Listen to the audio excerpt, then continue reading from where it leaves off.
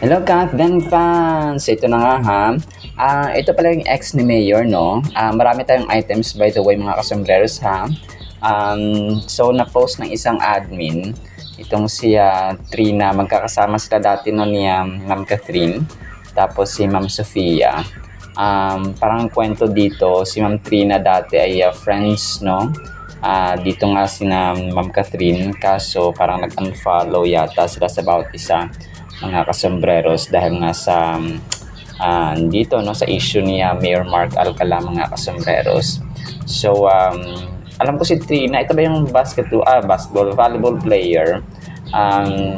Medyo bago kasi ito sa akin, so ang kilala ko lang talaga si Ashley, mga kasombreros, Ashley Ortega, na GMA artist nga po, na isa sa mga exes or parang pinakaunang girlfriend yata no ni Sir Mayor Mark Alcala, mga kasombreros. Pero yun nga, talagang itong si Mayor Mark Alcala ay medyo red flag no sa mga girlfriends at relationships, mga kasombreros. So pero tayo po ay team panatag, mga kasombreros. So na-share ko lang po no. Next item natin, ito no, si Sir Alden. Nagpa-therapy kahapon, mga kasombreros, Sir Alden. No? Therapy session done. So, sino ba naman hindi magpapa-therapy dito, mga kasombreros? Kasi nga, sa sobrang daming physical activity ni Sir Alden, mga kasombreros, ay wapa yung katawan, mga kaugatan mo, yung mga nerves at saka muscles mo talagang bugbog sarado, mga kasombreros. Jogging, no, may workout, parang hindi yata siya nag-workout at saka yung bike talaga na sobrang layo, mga kasombreros. Minsan nauulanan pa, o di ba, sabi ko na nga ba, nagpaulan siya, mga kasombreros. So sana hindi ka mapasama, Sir Alden, huwag ka nang sumuong sa ulan ulit na mag-bike. Talagang binagalitan So yun po no, pero yun po, nagpa-therapy, mga kasombreros, siyang box office king kahapon. So therapy session done with Alden Richards. Tapos tinakpan yung mukha ng siguro ayaw niya magpakita sa camera, mga kasombreros. And then ito, next item natin, mga kasombreros, yung isang fan no ng Aldab dati, parang gumawa siya ng digital fan art for Alden and Aldab, no, autographed by Alden. So ito po ay parang July 21. So late ko na ito na-post at nakita kasi, mga kasombreros. So ngayon ko lang po na-upload. So ang cute niya no, isang fan ito, mga kasombreros, ng Aldab pa dati.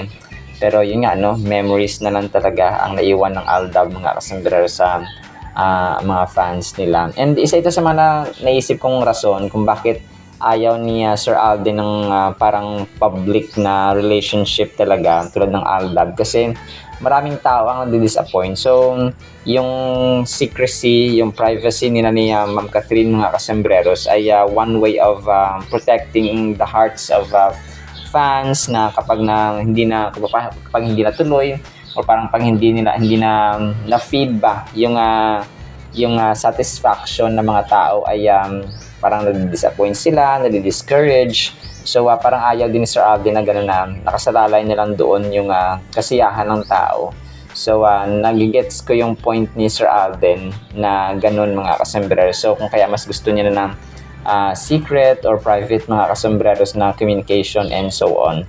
So mas gusto niya yung ganito na parang you're not pleasing everyone para lang maging masaya. So parang hindi reason or hindi main reason yung love team nila para maging masaya ang tao or ang lahat ng fans, mga kasombreros. So kasi maraming bagay para maging masaya, lalo na kay Lord, mga kasombreros. So this yung ginagawa ngayon at technique, strategy ito ni Alden para protektahan ang puso ng mga fans, mga kasombreros. Next item natin, mga kasombreros, ang medyo malungkot na itong item na ito, kasi ang kanta dito is Ako Yung Nauna. Parang si Sir DJ, tapos Sir Daniel Padilla, mga kasombreros. Yung akala mo sobrang saya at tagal ng relasyon ninyo, akala nyo kayo nasa wakas. So Kathniel, mga kasombreros, dati. Tapos yung panghuli pala o yung ending si Sir Mayor Mark Alcala na isang malaking kasinungalingan. Tapos kasi edited itong picture mga kasembreros. So, sobrang edited mga kasembreros. So, parang parang fan-made lang na ito mga kasembreros na video na parang si Sir DJ yung nauna. Tapos si Mayor Mark Alcala pala ang kumapa yung panghuli or wakas mga kasembreros, which is very wrong and very false mga kasembreros kasi walang Mayor Mark Alcala mga kasembreros sa buhay ni Ma'am Catherine. So si Pops Alden lamang po si Pops Alden lamang po. And then ito, Instagram story ni Sir Alden. Sobrang lalim nito mga kasembreros ha. Sabi niya, the strongest are gentle, the smartest are quiet, the wealthiest are simple, the happiest are private. Tama, no? Real power doesn't need to prove itself. So tama mga kasembreros, ito yung sinasabi niya na yung peaceful life is a private life and private life is a happy life mga kasembreros. Kung kaya he chooses to be a private mga kasembreros when it comes sa a relationship. So ito nga, the strong. Tama ito mga kasembreros, no? Kumbaga pa, hindi sa galit, hindi sa pagiging war freak, hindi sa pagiging outrageous, no? At saka savage mga kasembreros na sumisigaw ka talaga. Sometimes or not sometimes, yung mga pinakamalakas at saka pinakamatalino ay mga taong tumatahimik, no? At saka may times na magsasalita pero pag nagsalita yan matalino mga kasembreros. And then ito, prayer of course no, ni Sir Alden for today. Sabi niya dito, napakaganda nito mga kasembreros. Dear God, thank you for healing those who need physical healing right now. We invite you into these situations, trusting in your power to restore and renew. Touch them with your healing hand, bringing strength, relief, and full recovery. Let your presence bring comfort to those who are suffering, reminding them that you are near. May they experience your presence or your peace as they wait on your healing, knowing that you are faithful and full of mercy. Amen. We trust in your perfect timing and care. In Jesus' name, amen and amen. So, amen and amen, Pops Alden. So, by the way, no, meron na namang bagong bagyo. Emong yata yung pangalan niya mga kasembreros. So, keep safe po talaga, no? This is a call not only to certain individuals or chosen individuals or chosen places sa ating bansa, kundi sa ating lahat mga kasembreros na manalangin. Although no, we cannot provide anything material dito, pero healing mga kasembreros or prayer mga kasembreros ang pwede nating ibigay at saka i-offer sa ating mga kababayan na biktima nga po ng bagyo at baha. And then ito, nag-share ang ating ni Ma'am Kath na si Ma'am Chrysler mga kasembreros. So, pauwi na yata sila kasi parang nag-post siya dito ng kanilang parang ticket na sa airport mga kasembreros na hindi kasi passport ito eh. Yung ticket nila sa airport mga kasembreros or sa plane. So, July 24 flight tapos parang cross-country flight din ito mga kasembreros, no? So, ayun po. So, malamang ay bukas or mamaya ay andito na rin ang Bernardo family mga kasembreros. And then ito, next item natin. So, dito ko nalaman na may isa pa palang model or ambassador ang TCL mga kasembreros. Parang si Grace, nakalimutan ko yung pangalan mga kasembreros sa TikTok. So, hindi lang pala si Ma'am Catherine at saka si Ma'am Rian Ramos mga kasembreros. So, ito po. And then ito, next item natin. Share ko lang ito mga kasembreros. Sobrang cute kasi. Makisig Morales, no? At saka si Ma'am Catherine nung super ingo time nila mga kasembreros. Sobrang cute ang dalawang ito. So, 29, parang mas ahead lang yata si Makisig ng 1 taon o 2 taon kay Ma'am Catherine mga kasembreros. Pero yun po na sobrang cute niya ni Ma'am Catherine at saka ni Sir Makisig Morales dito mga kasembreros. So 1996. So mas bata pala si Sir Makisig Morales, 1996 siya. 28 years old ngayong December 22 si Sir Makisig, tapos si Ma'am Catherine naman ay of course 29 years old na mga kasembreros. So ayun po. Alright, so na-choose sa ating Kathleen items ha. Sana po ay pakinggan po natin ang Word of God. And again, keep safe po sa bawat isa. Today po is July 25, 2025, Friday na po. At para po sa ating Word of God ay sobrang ganda po nito. Sana po ay pakinggan natin ang title, Musika. 1 Samuel chapter 16 verse 23. Whenever the evil spirit from God bothered Saul, King Saul, David would play his harp, Saul would relax and feel better, and the evil spirit would go away. So, ang goal natin dito mga kasembreros ay maipakita at maisaysay ang power, no, ang ang kahalagahan ng music natin sa ating buhay. Kasi ang music is nagko-connect ito ng ating physical at saka yung inner spirit or inner soul natin mga kasembreros. Pansinin natin yung mga taong nakikinig ng mga rock na mga music, di ba? Napapaindak sila, napapasayaw, napapakanta, and so on, no? Ganun din po pag mellow-mellow, kapag in love na mga romantic na mga songs, kapag mga OPM, kapag mga bastos, no, nagiging bastos din mga kasembreros. Tapos ang goal din natin dito ay maipaalam sa mga listeners at viewers natin na si Satan ay nag-work mga kasembreros sa music. Okay? Parati nating tatandaan na ang trabaho ni Lucifer dati sa heaven ay siya po ang worship leader. Okay? Kumaga pa, expertise niya at forte niya mga kasembreros ang music, ang songs mga kasembreros, kasi yun ang kanyang trabaho nung hindi pa siya binagsak ni God the Father sa impyerno when he rebelled against God because of his pride mga kasembreros. So ganun ang kwento.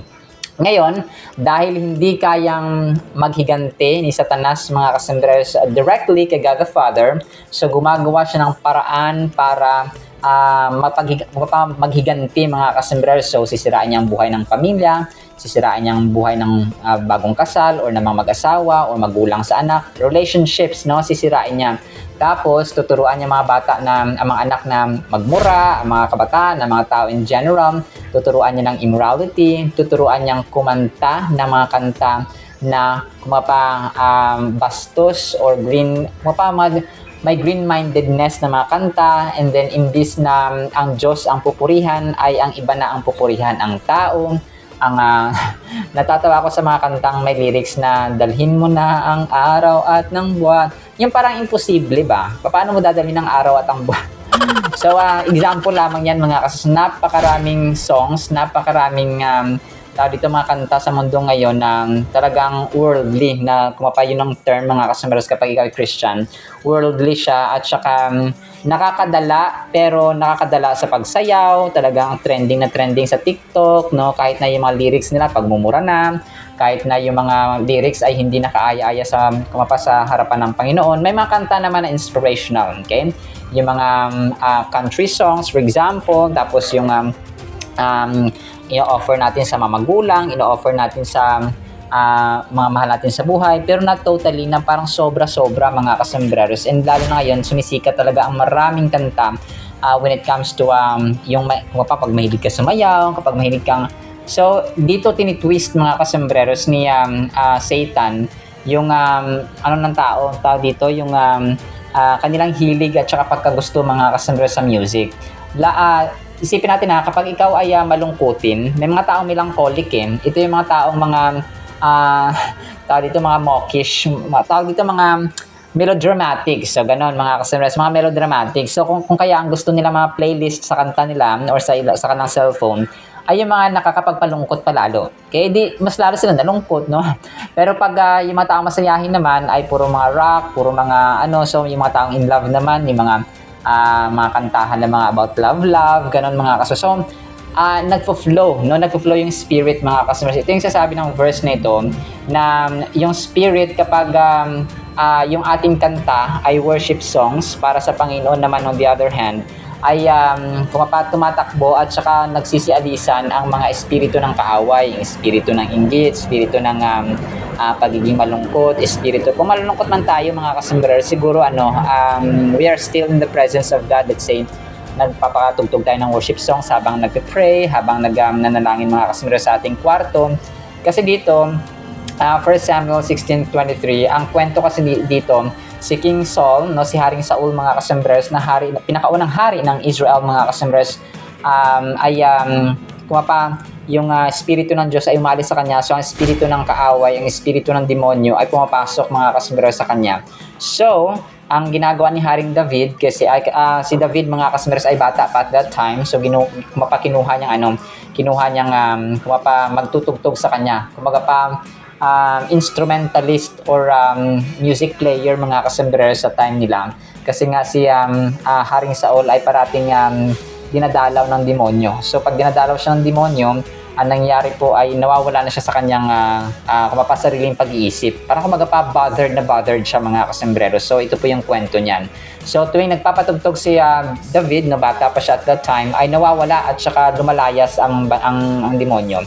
So this represents the power at saka significance mga kasembreros ng musika sa ating buhay sa ngayon. So ang verse na ito ay mga elements mga kasembreros na nagko-contribute sa deeper meaning. The evil spirit from God, David's harp playing, tapos yung resultant mga kasembreros at saka effect sa state of mind, no, sa mental health, no, yun yung term natin sa ngayon sa kasalukuyan, mental health. So come to think na marami mga tao nagsasuffer sa mental health, okay, sa mental health issues mga kasembreros.